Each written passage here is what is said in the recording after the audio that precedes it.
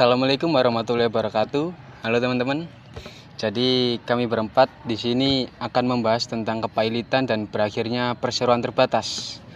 Dan tujuan pembuatan video ini adalah sebagai pemenuhan video tugas kelompok dari mata kuliah hukum perseroan.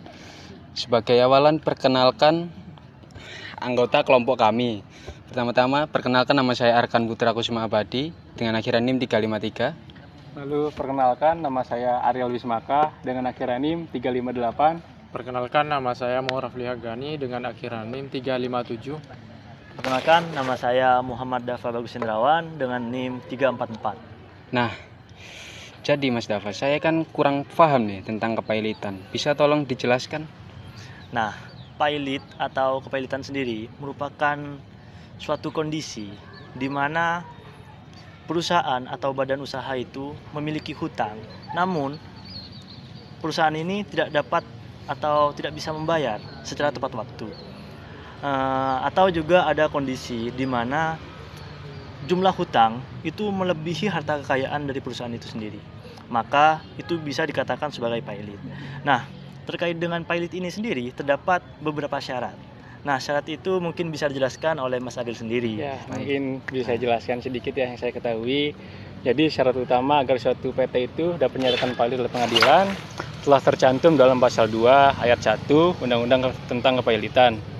Jadi syarat yang pertama itu adalah PT mempunyai minimal 2 atau lebih kreditur. Lalu syarat yang kedua, ada utang yang jatuh tempo dan dapat ditagih. Nah, apabila syarat ini sudah terpenuhi, maka kreditur maupun debitur dapat mengajukan permohonan pailit ke pengadilan niaga supaya dapat diputus pailit. Maka PT akan berada di bawah pengawasan kantor untuk mengurus serta membereskan harta kekayaannya. Begitu Mas Dafa, mungkin bisa dilanjut ya. Jadi secara garis besarnya guys, nah pailit ini bertujuan itu untuk mencegah debitur itu menyebabkan kerugian kepada krediturnya sendiri. Nah, terkait dengan proses pailit sendiri akan dijelaskan oleh rekan saya yaitu Mas Rafli. Ya. Baik Mas Dafa. Dalam proses mengajukan kepailitan, yang pertama yaitu debitur, yang bersangkutan, yang kedua kejaksaan, yang ketiga yaitu Bank Indonesia, yang keempat Bapempam, yang keenam Menteri Keuangan.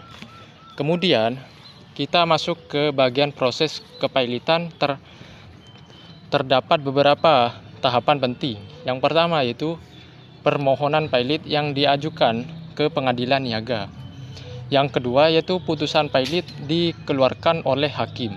Yang ketiga, setelah ada putusan, maka PT akan menghilangkan hak untuk mengurus serta menguasai harta kekayaannya yang mana nantinya akan dialihkan ke kurator.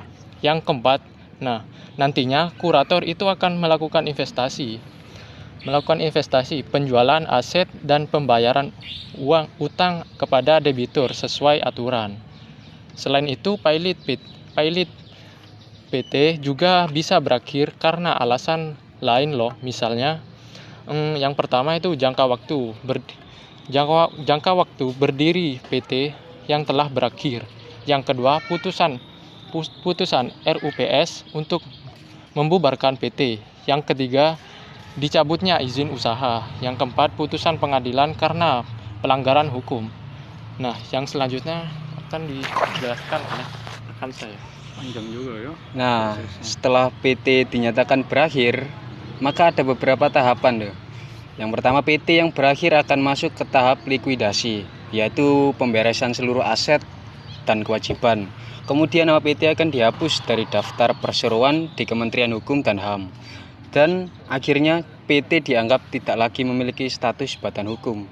Jadi kesimpulannya, meskipun PT merupakan badan hukum, status PT juga dapat berakhir apabila tidak mampu menjalankan kewajibannya ataupun melanggar aturan. Baik, sekian dari kelompok kami. Assalamualaikum warahmatullahi wabarakatuh. Dadah.